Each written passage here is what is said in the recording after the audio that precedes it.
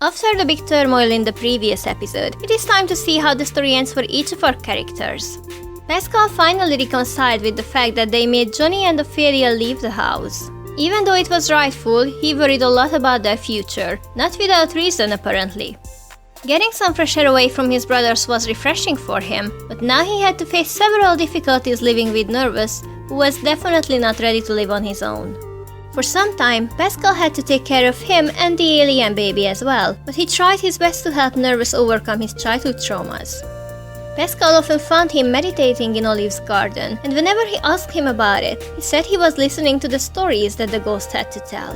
As Pascal was a brilliant writer, he started to take notes based on Nervous's experiences, and with time he eventually organized them into books and published them. Needless to say, those books quickly became bestsellers, and so they had a couple of peaceful years before the huge storm that General Buzz was about to start.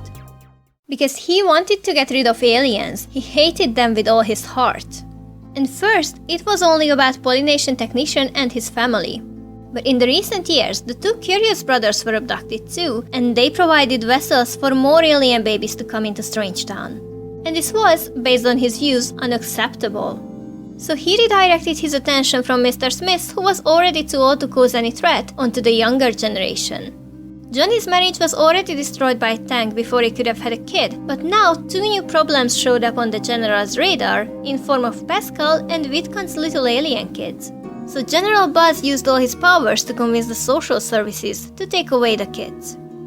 It wasn't that hard after all. He just had to base his arguments on the fact that Nervous had some mental issues and it's probably dangerous to have him near a kid, and in the case of Witkan, he just pointed to Cersei and her previous failure with raising Nervous to make her look like a totally incompetent mother.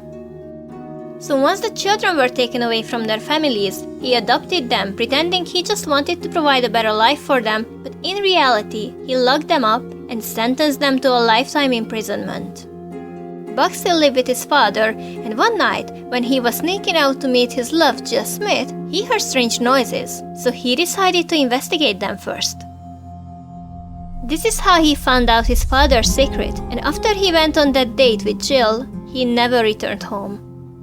He told Mr. Smith what he discovered, but unfortunately, at the moment they didn't have the power to stand up against General Buzz and free the alien kids.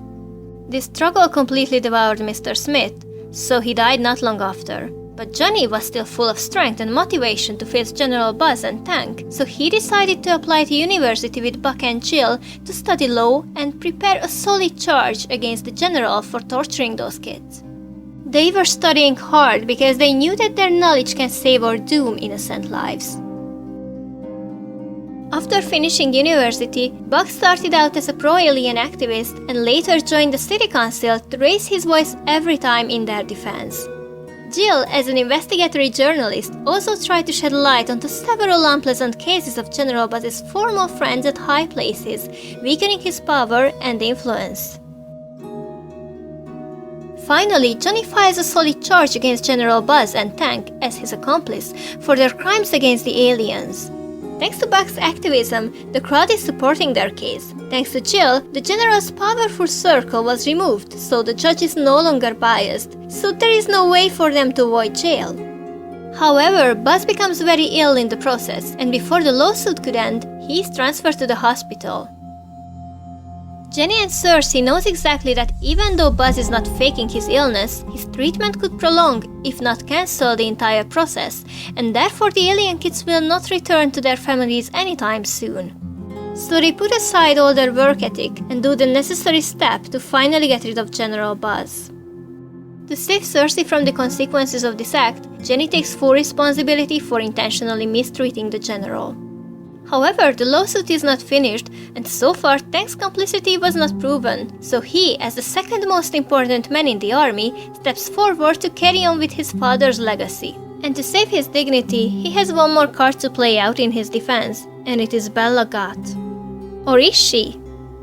The case was almost won by Johnny, and then one day Tank simply walks in, saying he has another witness to testify in his defense. And this witness looks exactly like Bella Goth, the famously beautiful woman gone missing many years ago from Pleasant View.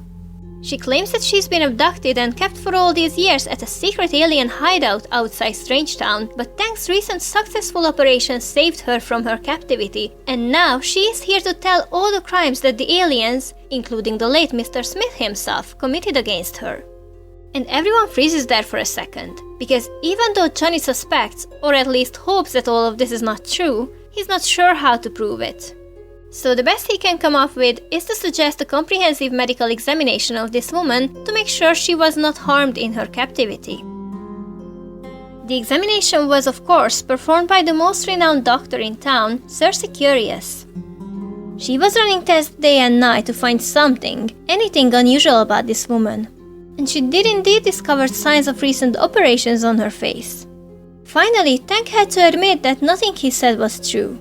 He used his powers as a commander to force several recruits to go through plastic surgeries in order to create Belagat's look-alike. This was finally enough proof to convict him and give the alien kids back to their families. Of course, no one can give them back those years they spent locked away in their cells, but they can finally continue their lives surrounded by their loving families in a neighborhood where they are no longer outcasted for being who they are.